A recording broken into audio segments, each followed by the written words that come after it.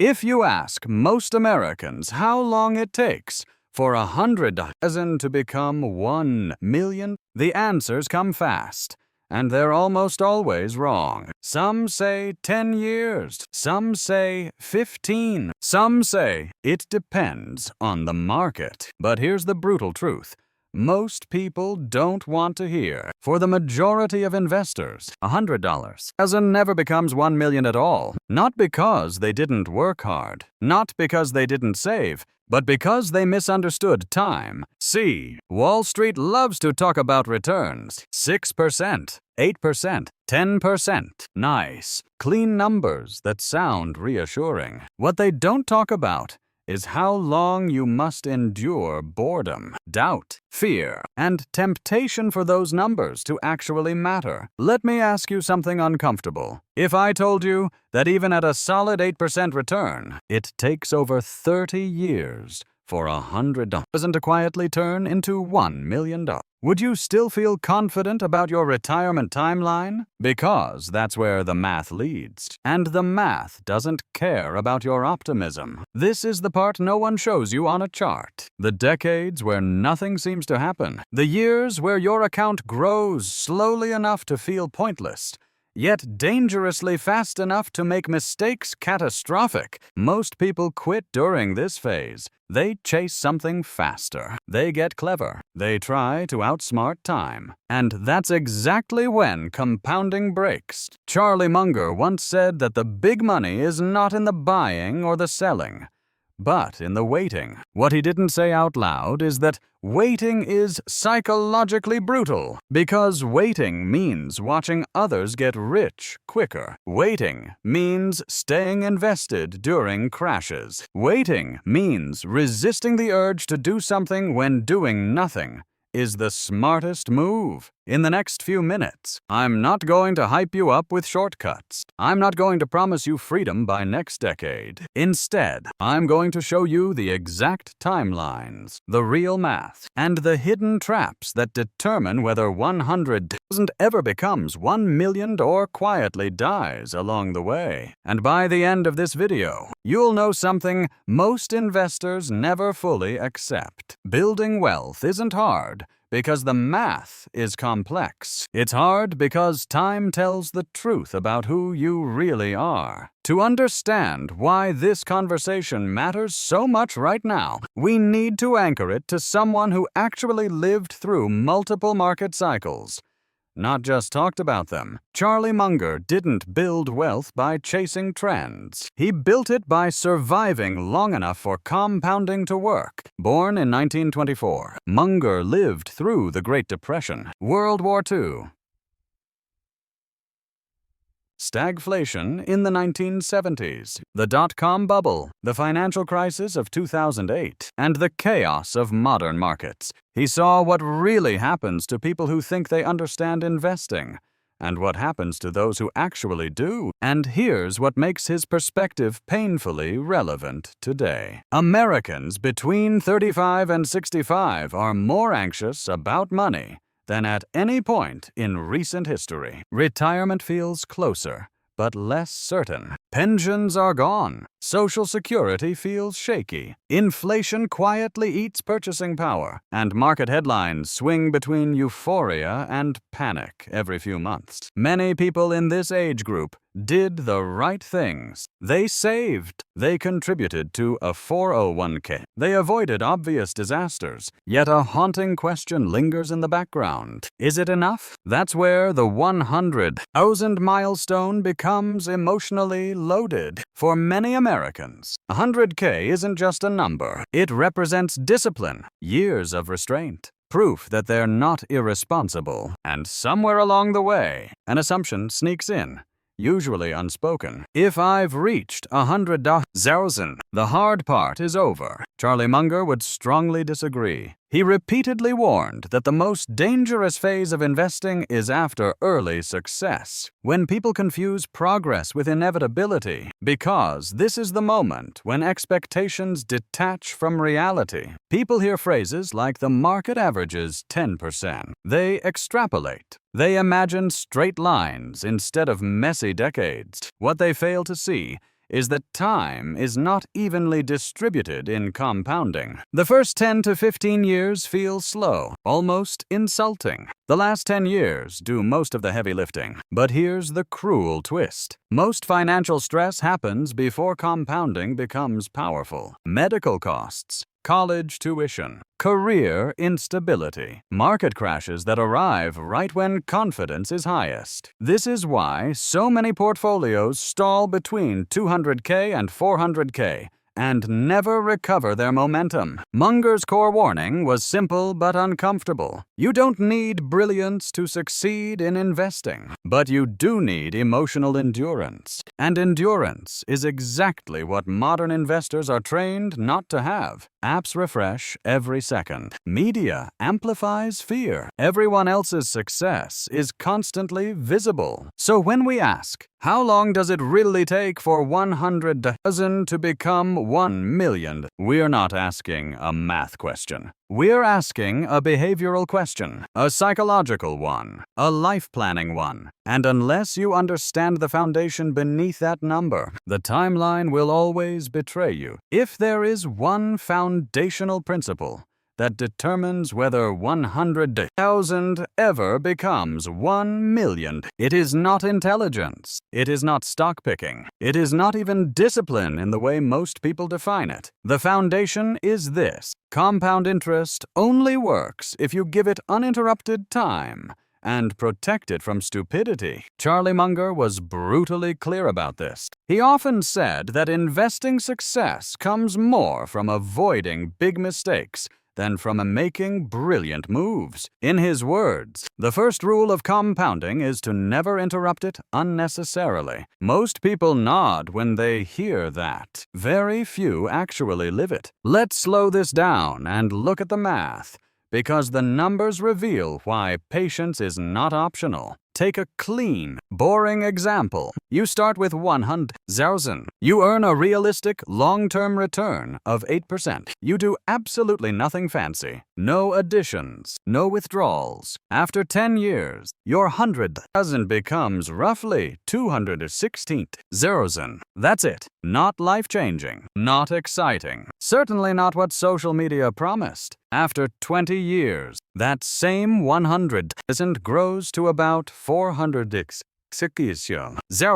This is the danger zone. At this point, many investors feel disappointed. 2 decades of waiting, and they're still not halfway to 1 million. This is where people abandon the plan. They switch strategies. They chase higher returns. They take risks they don't understand. But here's what they don't see. Between years 20 and 30, compounding finally shows its teeth. At year 30, that same 100,000 quietly crosses $1.06,000. No magic, no brilliance, just time doing what time does. This is why Munger emphasized patience with almost religious intensity. He understood that compounding is backloaded. The rewards come late, and only to those still standing. Now let's break the most common misunderstanding. Many people believe compounding is fragile because markets are volatile. In reality, compounding is fragile because human behavior is volatile.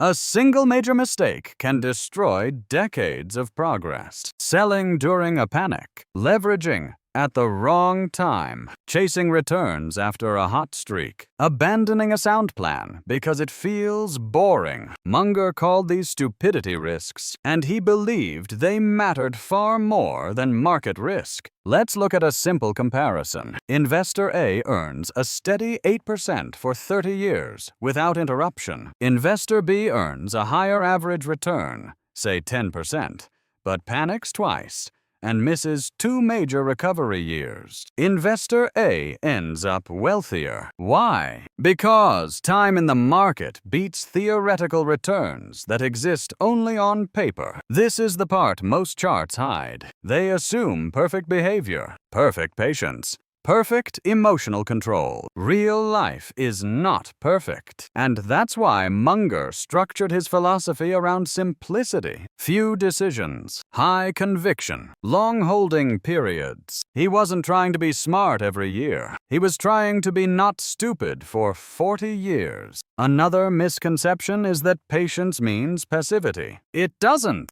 Patience means choosing a strategy that allows you to stay invested through boredom and fear. It means building a portfolio you can emotionally tolerate during crashes, because a strategy you can't stick with is a bad strategy, no matter how good it looks on paper. This is why the journey from 100,000 to 1 million feels unfair. The early years demand the most discipline and deliver the least visible reward. The later years deliver exponential growth, but only if you didn't sabotage the foundation. Munger understood this better than almost anyone. He waited decades for Berkshire Hathaway's results to look extraordinary. And when they did, outsiders called it genius. He called it time. The foundation of wealth is not acceleration, it is survival plus patience. And once you truly grasp that, the timeline stops feeling mysterious and starts feeling inevitable. Understanding the foundation is one thing. Applying it in real life, through messy markets and real emotions, is where most investors fail. So let's move from principle to practice. If you're sitting on 100,000 today, the real question is not what return is possible. The real question is, what return can you realistically hold on to for decades without breaking your own rules? Let's work through a grounded, practical scenario. Assume a long-term annual return of 8%. Not heroic, not optimistic, just historically reasonable for a diversified equity portfolio over long periods. At 8%, your money doubles roughly every 9 years. But the path is not smooth. In the first 5 years, your portfolio will experience multiple drawdowns, 10% drops, 20% drops, maybe worse. On paper, this doesn't change the math. In reality, this is where behavior intervenes. Now let's apply this to a real-life timeline. Imagine a 45-year-old investor with 100 and invested for retirement at 65. Year 110, the portfolio grows from 100,000 to about 216,000. Along the way, there is at least one major bear market. Headlines scream. Friends pull out. The temptation to wait for clarity feels responsible. If this investor exits the market during a crash and waits just 1 year too long to re-enter, the long-term outcome changes dramatically. Missing a single strong recovery year can cost hundreds of thousands of dollars over a lifetime. Now fast forward. Year 11-20. The portfolio reaches roughly 466,000. This is when confidence returns, and it becomes dangerous. This is the phase where investors often make their worst decisions. They start asking, what if I could speed this up? What if I just tilt a little more aggressive? What if I borrow to invest? This is where leverage, concentrated bets, and speculation sneak in. And this is where compounding gets interrupted. Charlie Munger warned repeatedly that trying to get rich faster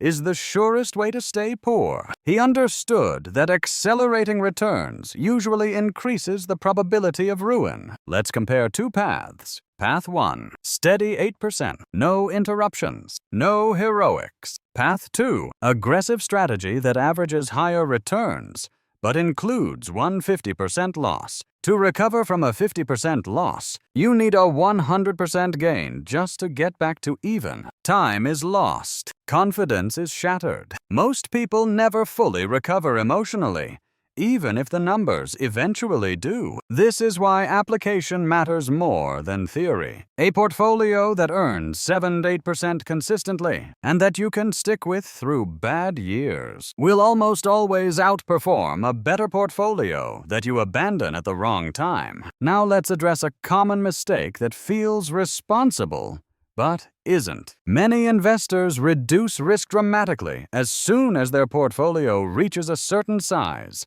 often moving heavily into cash or bonds too early. While risk management matters, premature safety can be just as damaging as excessive risk. If your money stops compounding meaningfully at 55, it doesn't matter how careful you are. You've shortened time, and time is the engine. Munger never confused caution with paralysis. He avoided stupidity, not growth. The practical application then becomes clear. Choose a return assumption you can emotionally survive, or build a portfolio simple enough to understand. Listen, accept volatility as the cost of admission. Avoid decisions that permanently interrupt compounding. And perhaps, most importantly, design your strategy around your future behavior, not your present confidence. Because the investor you are during a market crash is not the investor you imagine yourself to be during a calm market. The path from 100,000 to 1 million is not blocked by math. It's blocked by moments of weakness, moments you must plan for in advance. Those who do reach 7 figures rarely did anything extraordinary. They simply avoided the ordinary mistakes that destroy time. Once you understand the math of compounding, and learn how to apply it without sabotaging yourself, there is still one more layer, one that separates adequate outcomes from exceptional ones. Charlie Munger called this layer worldly wisdom. It's not a trick. It's not a formula. It's a way of thinking that protects compounding from forces most people don't even see. The first advanced insight is this: returns matter less than staying power. Most investors obsess over maximizing annual returns. Munger obsessed over minimizing the probability of permanent loss. He understood that wealth is built not by making the best decision every year, but by making no disastrous decisions over decades. This is why he avoided complexity. Complex strategies create fragile systems. Fragile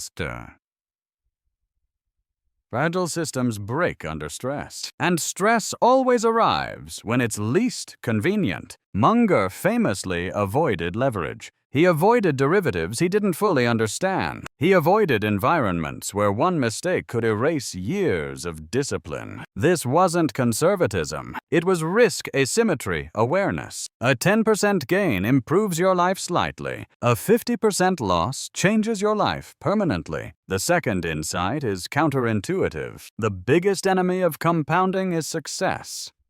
Too early. Early wins inflate confidence. They encourage overreach. They convince investors that their intelligence, not time, is responsible for progress. Munger saw this pattern repeatedly. Investors would experience a strong decade, conclude they had figured it out, and then increase risk right before the cycle turned. The market doesn't punish ignorance as harshly as it punishes arrogance. This is why Munger insisted on intellectual humility. He stayed within circles of competence, not because he lacked curiosity, but because he respected uncertainty. Another advanced principle is inversion, thinking backward. Instead of asking, "How do I get rich faster?" Munger asked, "What would guarantee failure?" The answers are obvious when framed this way. Excessive leverage.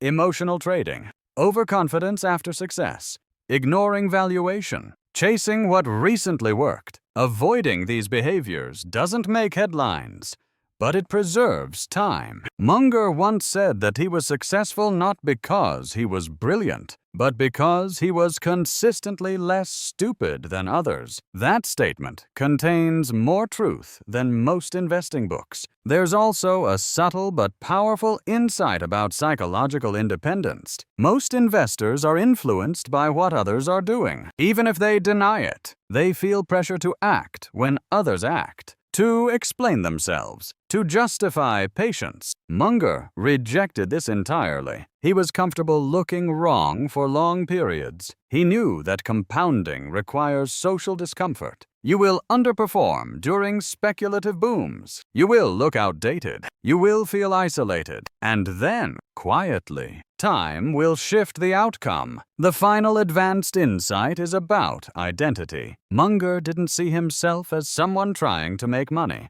He saw himself as a long-term owner of productive assets. That identity changes behavior. Owners don't panic. Owners don't trade noise. Owners think in decades. When you adopt this mindset, the timeline from $100,000 to 1 million stops feeling like a test of luck and starts feeling like a test of character. The market doesn't demand genius. It demands restraint. And restraint, over long enough time, becomes an unfair advantage. At this point, the ideas are clear. The philosophy makes sense. But philosophy alone doesn't compound money. Behavior does. So let's turn everything you've learned into concrete actions.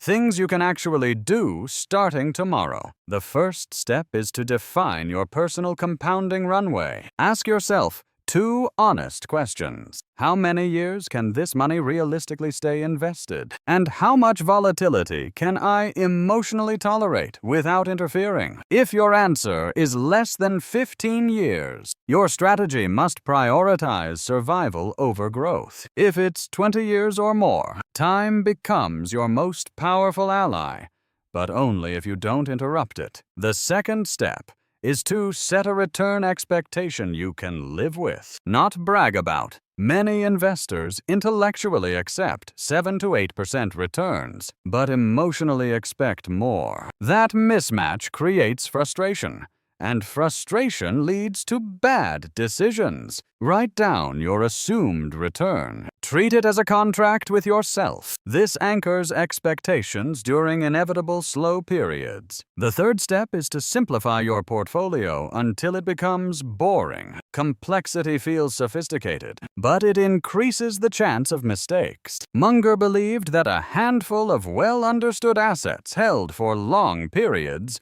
beats constant optimization. If you can't explain your portfolio in 1 minute, you don't understand it well enough to hold it during a crisis. The fourth step is to pre-commit to inaction during chaos. This is critical. Decide in advance what you will not do during market crashes. You will not sell everything. You will not wait for certainty. You will not abandon your plan because headlines are loud. Write this down. When panic hits, thinking becomes unreliable. Preparation replaces willpower. Next, build friction into bad decisions. Make it harder to trade impulsively. Fewer logins, longer delays, clear rules. Munger understood that removing temptation is more effective than resisting it. Now, let's address the most common objection. But what if I need the money? Then your mistake wasn't investing. It was mislabeling the time horizon. Money needed within 5 years does not belong in volatile assets. Separate near-term needs from long-term compounding capital. This clarity reduces fear. But what if the market underperforms? Then your job is not to predict.